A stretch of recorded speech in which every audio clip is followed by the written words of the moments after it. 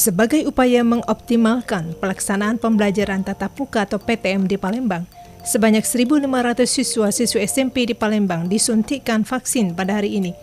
Pelaksanaan vaksinasi dilakukan terpusat di 2 SMP negeri, yakni SMP Negeri 9 dan SMP Negeri 10 Palembang, sehingga otomatis para peserta vaksinasi didominasi oleh siswa-siswi di 2 sekolah tersebut.